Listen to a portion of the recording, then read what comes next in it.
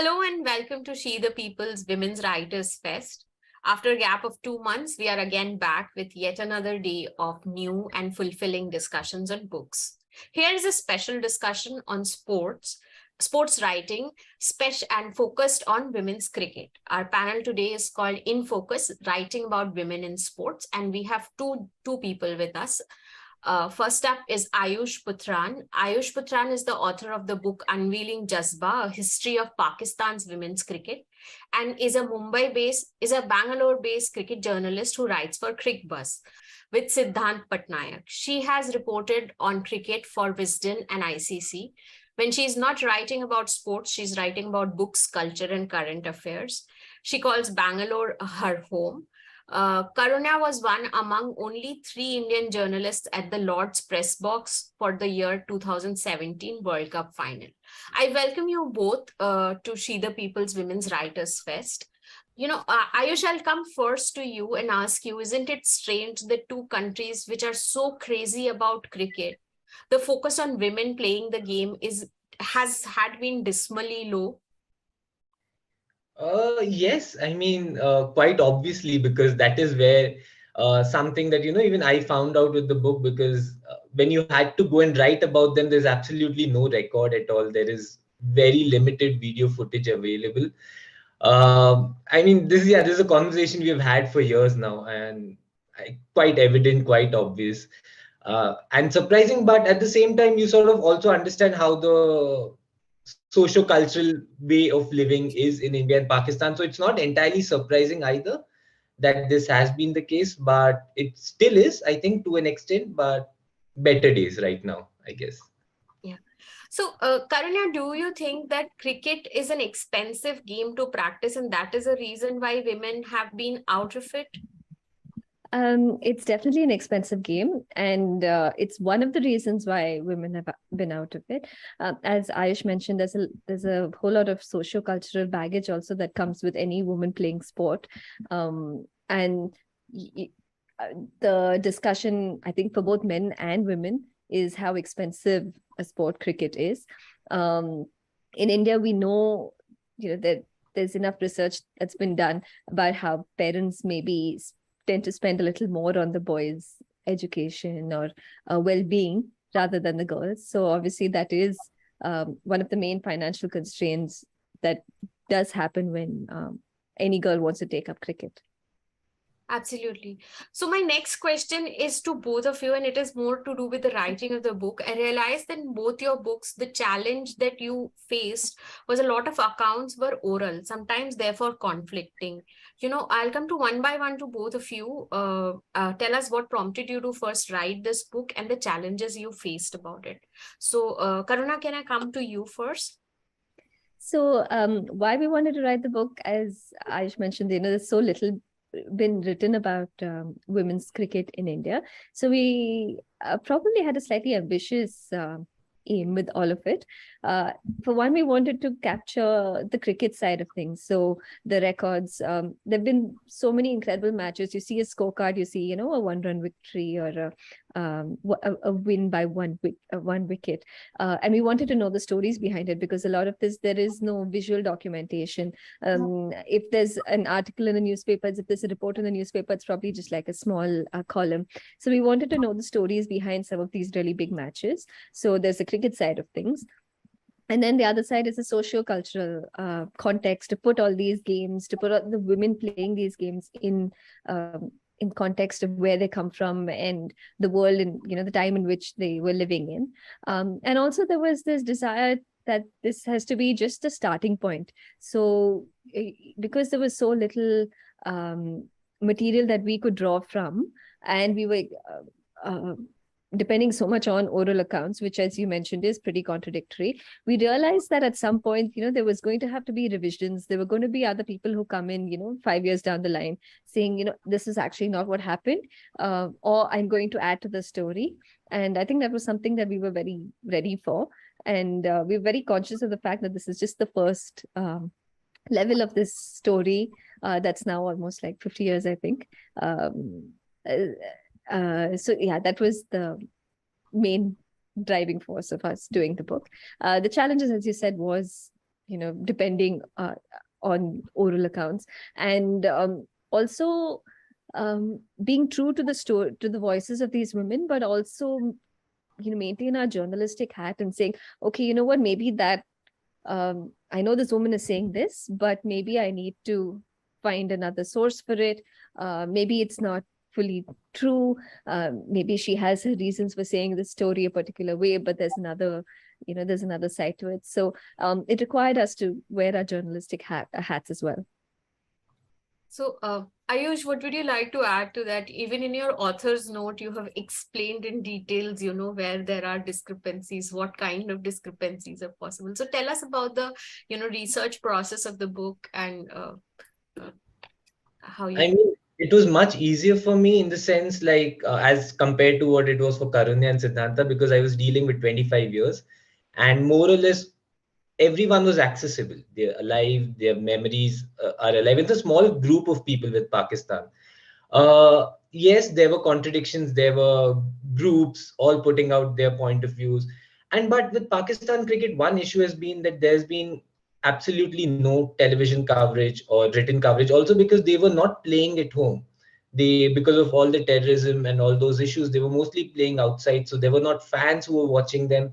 So a lot of their cricket is not documented at all. And that was a hindrance that I faced when I first wanted to write on them, because I'd seen them play and I just sort of assumed they're probably as good as India because I was watching them when they were playing against India. And from 2012 to 2018, when I was watching them, they were running India close time and again. So yes, there was that issue, but also because there was a small group of players and people, you sort of knew what the dynamics were and you could always cross check. And more or less, thankfully, with most people, it was extremely easy for me to sort of cross verify those facts, because I would just put out, say, for example, there is a match between Lahore and Karachi. I would just say what happened in that match. And everyone knows exactly which match I'm talking about. Although they must have played like 20, 30 times, they know exactly what I'm talking about. So it was easy in that sense for me. But yes, without a written documentation, of course, there is that issue that will come up. How do you verify it? You have to then go out and talk to, say, 5, 6 people. And when everyone is giving the same version is when you're confident that you can go ahead with it. There were times where I had to drop certain stories because there were some really harsh allegations made and no one to back it. The other person is saying something completely different. So those kind of incidents have also happened. And as Karunya mentioned, even this book, I mean, for me as an outsider, as an Indian man writing about Pakistani women, this is a completely outsider's perspective. But it is just the starting point. From there, maybe people in Pakistan who are probably interested in this subject can go ahead and do their research, probably dismiss everything that I've said. The day that happens, when this book is completely irrelevant, is the day probably it would succeed in doing what it was set out to do. So yes, it's just a starting point. It'll be full of, I don't know, maybe there might be a lot of further threads that can be added to this and more depth that can be given to this subject. But for now, the primary objective of this was just to give an idea of what happened with Pakistan cricket, because no one watched it, no one watched them play. So to get these oral narrations and put them out, and of course, when I had to do that, I had to sort of give a background of what was happening outside the cricket field in their lives, to sort of give the actual perspective of why they're performing the way they're performing. Because with Pakistan, mostly it was about losing matches, and it's not as simple as going out there winning and losing games. There's a lot more reasons that come along with it. Absolutely. So, when I came across your book first, my first difference, and the first thing that came to my mind was Bisma Maroof and her daughter's small video that broke the internet some time back. So, talk to us a little bit about, in your experience, there is a fact that when successful male cricketers internationally, they would like to start a family, it is easier for them to depend on their partners and let them take care of that part of the responsibility. While it is not biologically, to a certain extent, it is not possible for so much for a woman to do so. In that light, Bisma's picture, Bisma's viral video was a very heartwarming thing that appealed to everybody beyond the sports. Talk to us a little bit about the challenges that you figured out while researching for the books. Challenges that cricketers face, women cricketers face. So a lot of topics, because I am an Indian man, a complete stranger for them. It's not even like I was friends with them earlier. So when I sort of initially went into this, I couldn't broach a lot of topics that I knew were sensitive and they may not be comfortable discussing with me. So I remember one of the days I spoke to a cricketer and I did a routine interview about her career and everything. She dropped me a message and she said that, Ayush, you know what? There is a bigger issue that you have not spoken about, and that is about marriage. Because a lot of our careers sort of end with marriage, and that is something you need to get into more detail. And now it becomes a sensitive topic for me to again reach out to every player and say, ask, what's the whole deal, because they don't want to talk about it. So I did that because somebody said, and of course certain players were not comfortable. All those who were comfortable said it without revealing their names about what the issues were, and it's addressed there. And even I spoke to Bisma, was one of those cricketers who agreed to sort of speak on record, because she's been literally the only cricketer at that point. Now, I'd spoken to her in 2021 before the birth of Fatima. And that time she had told me when she was playing cricket, she never expected, because she saw her seniors sort of retire due to marriage, and she never expected that she would get to continue playing, and she sort of took it like, that is the reality of her life and that is what it will be.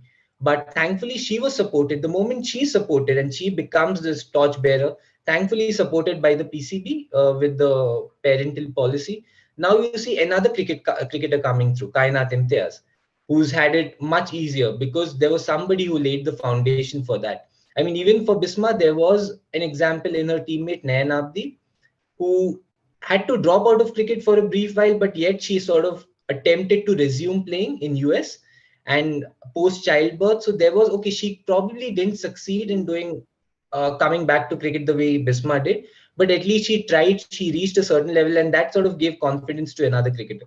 So the whole story of Pakistan cricket is about that.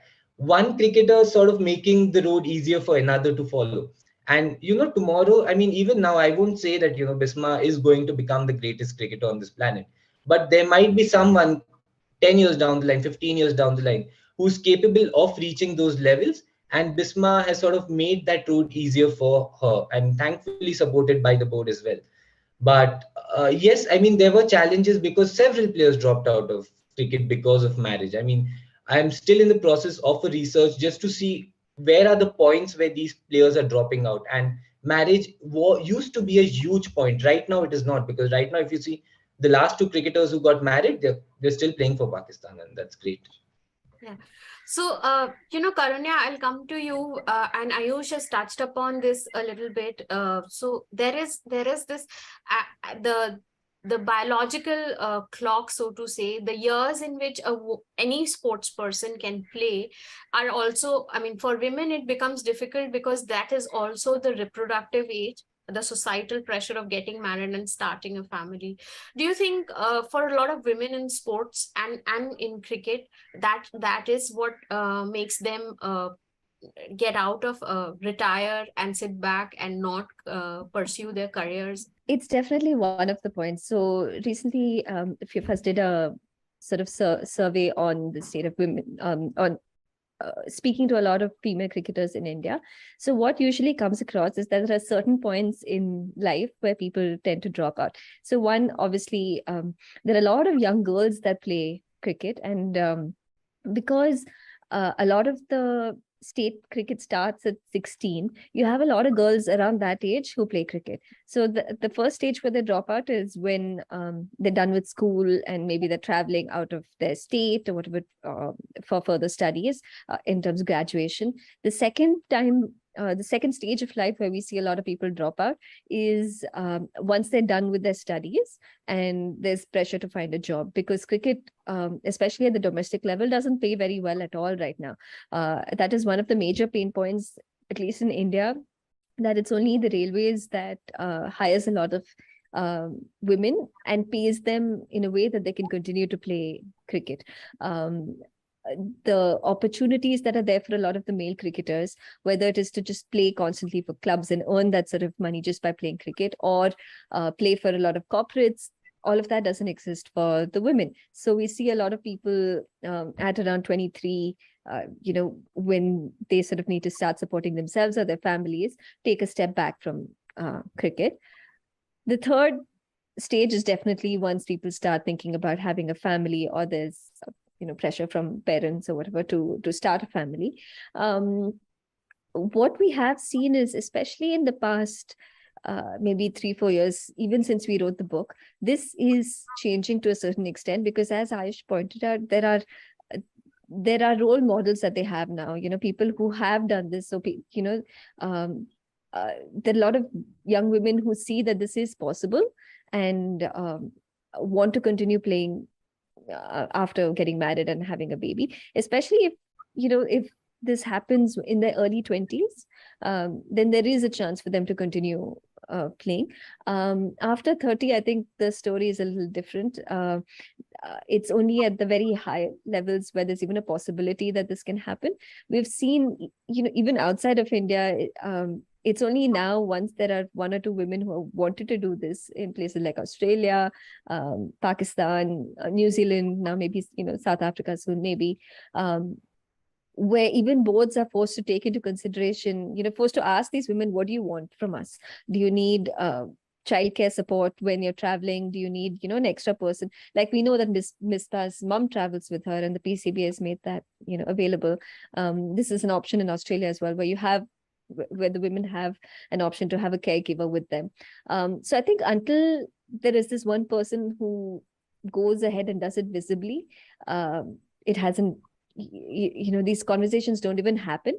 But even in the past just 3-4 years, there are these role models. So I think we'll be seeing more of it, more people able to make it happen. And also, there's more money involved. We've been hearing about the IPL, women's IPL that's supposed to start. I'm sure that'll also give women a financial incentive to even consider going back to their career. I mean, cricket becomes a career then, and then, there'll be women who even consider going back to their career after marriage or kids. Yeah. So, Karunya, another question I'll follow up with for you here is about the current Indian cricket team, the women's team. We saw them reaching the final stages in the World Cup and in the, Commonwealth Games as well. But however, we didn't see them win. So do you think there is a need that we invest in a mental conditioning coach? I think the players themselves have identified this as something that they need. And I mean, I suppose for people in power, it's a good idea to listen to the players, saying very clearly what they want.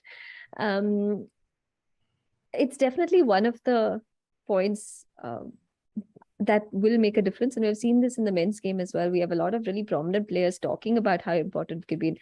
We've seen our women's captain, Harmanpreet Kaur, now very clearly saying that this is what made a difference to her. She's had one of her best years, and she's said very clearly that this is what helped. Not just for the medals, not just to make that final jump, but I think in general, being able to play a more consistent game in a sport where there is so much inconsistency. You could be a hero one day, you could fail the next.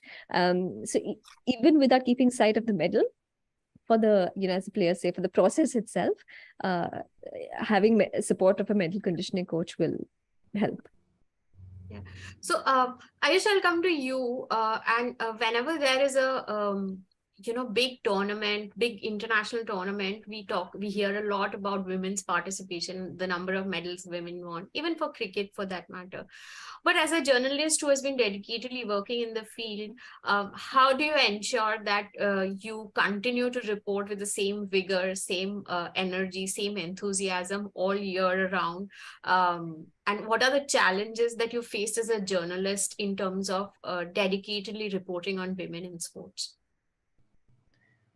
I think this is a conversation I think we brought up even recently during the Bangalore Lit Fest, is there is very little coverage or the demand for coverage of the game itself. yes, there are those human interest stories and stories of inspiration and all of that. That is great. But as an athlete, women cricketers don't get the coverage for their game, which is quite different from, say, the in racket sports, where there is sort of a parity in the kind of coverage for men and women. It's just about their game, analysis of the game. So there is, uh, I mean, in general, you'll see probably there's very little coverage of that.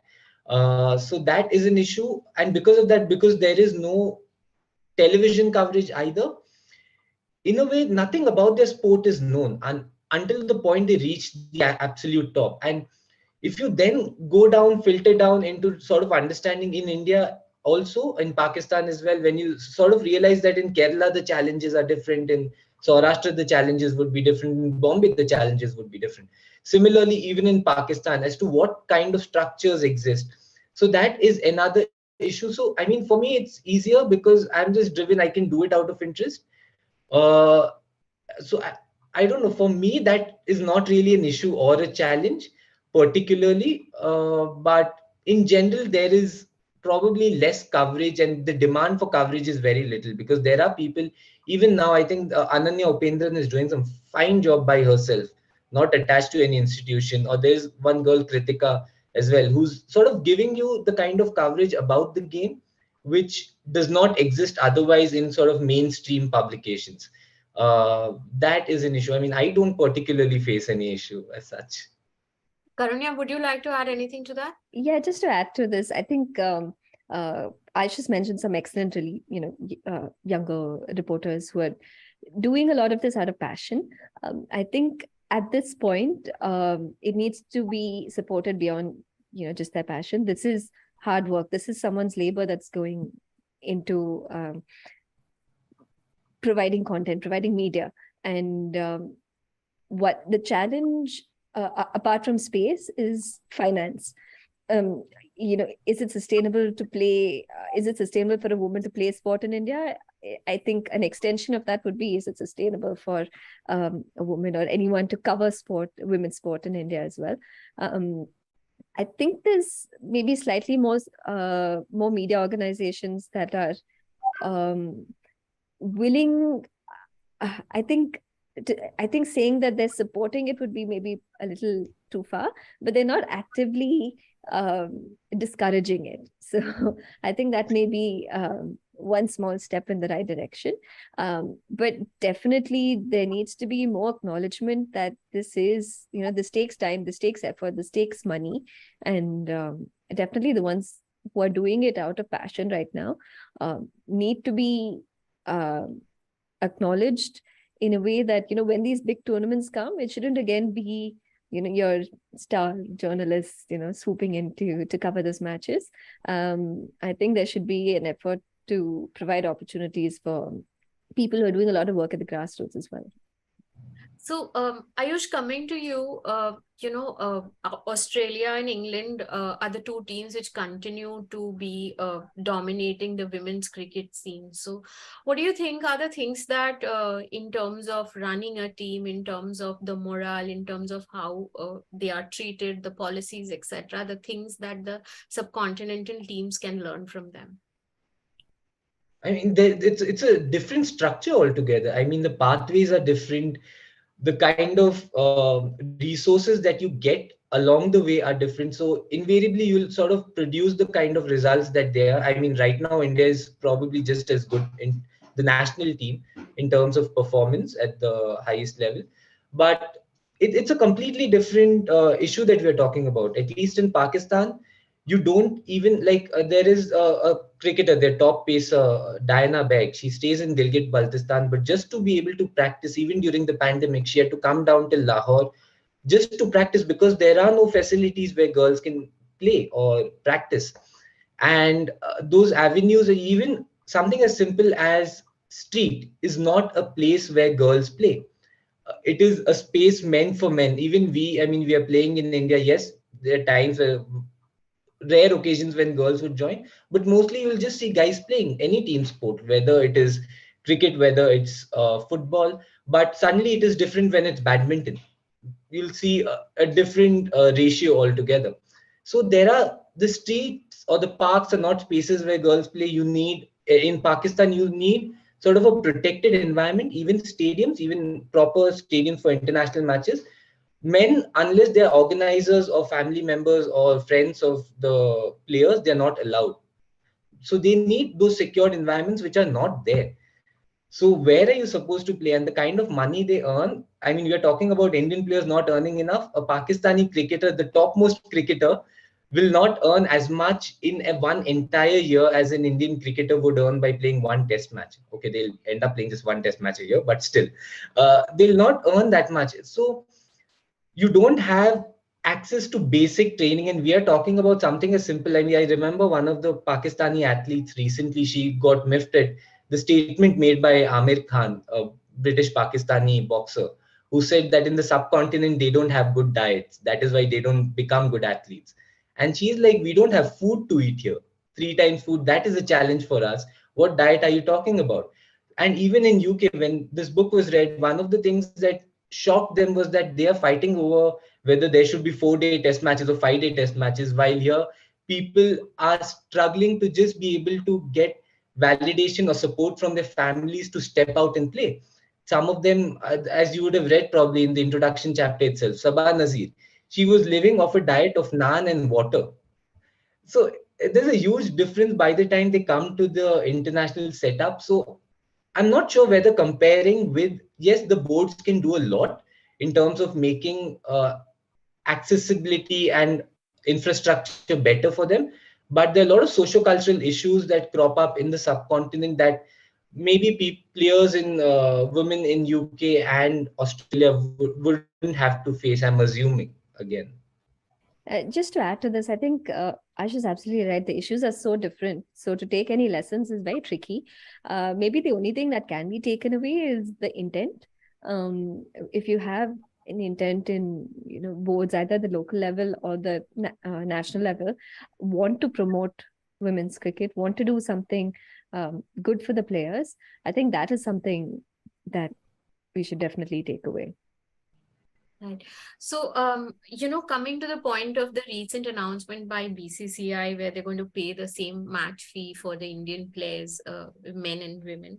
So, how do you think, Karuna, how do sport in the life of a sports person, how does that matter? Is that a big thing, or is that a cosmetic thing? How do they interpret in your experience? That's a tricky question because at one level, for a sports person, I think all they want to do is to just play, just be given that opportunity to play. And even if you speak to members of the Indian women's team, until now, equal pay was not a priority for them at all. You ask, someone did ask Smriti Mandhana a few years ago, and she said, until we start filling stadiums, I don't think we should ask for this. Whether that's that's a legitimate whether that should be performance should be linked with pay is a whole different discussion. But many people in the ecosystem would also say that spreading the wealth would probably do more than giving just the top 10 or 15 a huge pay rise. So there I don't think there's one voice, especially among the players, on an issue like this. But having said that, this particular announcement itself was welcomed. More than the money itself, I think it's the idea that you're giving them equal respect, which is something we should take away. As I said, the money, it's 15 players maybe getting a pay rise, where you have hundreds of other girls below them really struggling to play just one day's cricket. There are various other discussions also to be had, whether it's actually equal. The men are playing 140 odd days, games, and you have the women playing just like a fraction of that. Is it actually equal when you don't have equal opportunity? But the cosmetic impact of an announcement like this, where you have the BCCI, which runs the most popular sport in India, is to say that we respect the men and the women enough to pay them the same. That is definitely a message that will be carried not just to the fans, because it tells fans also that, see, we think it's the same for a man and a woman to be playing for India on any given day. So why aren't you looking at them the same way? And it also sends out a message to the sponsors, I think, to say that this is the economic value we place on our international cricketers, and we expect the same from you. And I think that is a good message to have.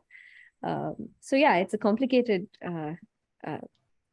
decision that has been made, but a good start nonetheless. Right. So, Aayush, do you think T20 Premier League for women is going to be the answer, or in certain ways going to change how sponsors and fans come to the game for women playing cricket? Again, quite a tricky question, because what it would certainly do is improve the quality of cricket, which would not only help like give high quality visuals of high quality cricket happening in India, but also help the Indian players sort of perform better in pressure situations in the international games. And we have seen in the recent past, India has lost so many games to Australia by coming close and actually not being able to cross the line. This has happened with Pakistan as well.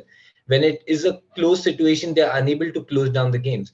So that would certainly help. Now, would that glory in a final, say for example in the 2017 final, or recently at the Commonwealth Games, would those moments, would victories in those finals change the outlook completely? Would it bring cricket to the front pages? Would then more girls who are starting out in schools and their parents, would they encourage them to sort of come and play the game? Maybe that would happen, and that would have, I mean, a much bigger effect rather than directly. And overall, then probably you can see the sponsors coming in, because right now, as Karunya said, the issue again is about equal opportunity, and that starts from the school level itself.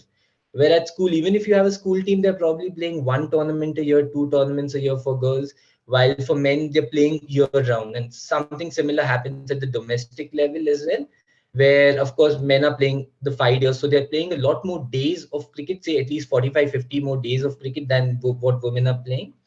So these things, maybe it may not have a direct impact. Yes, it's good for marketing, for sponsors also to be seen. But if you see again the history of sponsors, even those who sort of, again, this is an issue that a lot of Pakistani athletes bring up, that those who sort of champion women's sports, you'd see that they are having that, they're putting in their money in countries or with athletes who are anyway rich. They don't need that money, I mean, not to put anyone down, but likes of Maria Sharapova or Serena Williams. But where they're actually required, those sponsors don't come. So that has been an issue. And even now, I think the recent series, superb matches are being played, but I don't see too many ads coming through. And that is, again, it goes down to the coverage. There are websites that are covering women's sports, but how many advertisers do you see there? Is it financially viable to cover women's sports? And that it's a big economic problem. But just to add on to what Karunya was also saying, to all the confusion in that, is that as cricket boards, your job is to sort of run cricket.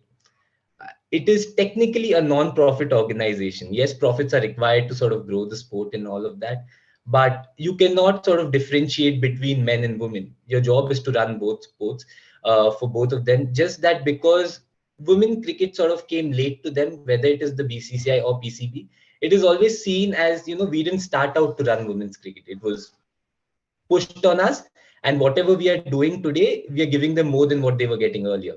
So thankfully now it has reached a point. Yes, there should be performance based incentives, that is great, but you also have to sort of inspect why those performances are not coming. Are they getting the same sort of facilities through the entire structure or not?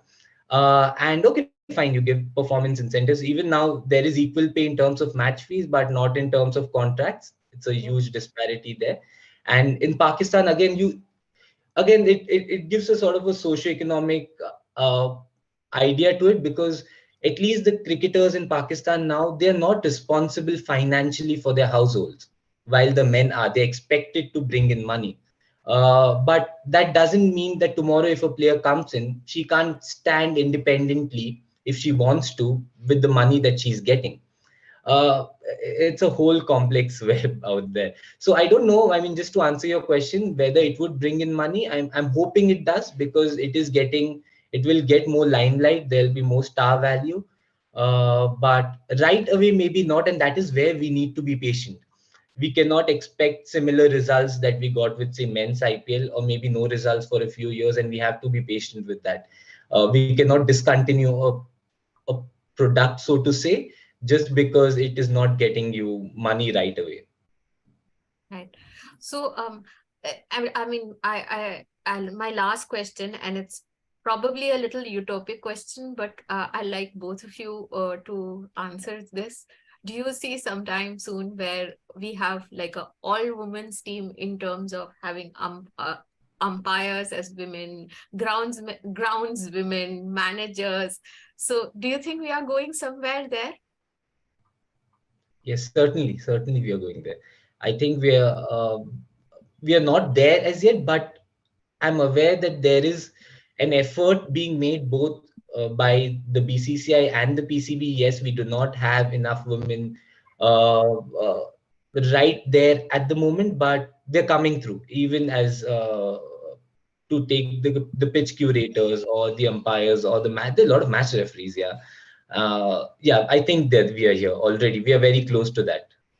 Yeah. So I'd love to see more women in administration also. I think that might be the ultimate test of whether this utopia will happen. But thank you, Aayush. Thank you, Karunya, for joining us. I think it was a very interesting decision, and we all would agree that to get women in sport the attention, the fans they deserve, what we all need to do is consistently be at it, tell their stories. Create role models, like documentation is also one of the things that both of you, like with your books and more such literature, which also acts as content that people can go to and feel inspired from. Thank you both of us for joining for this session. I had a lovely time chatting with both of you. thanks for having us. Thank you so much. Thank you so much.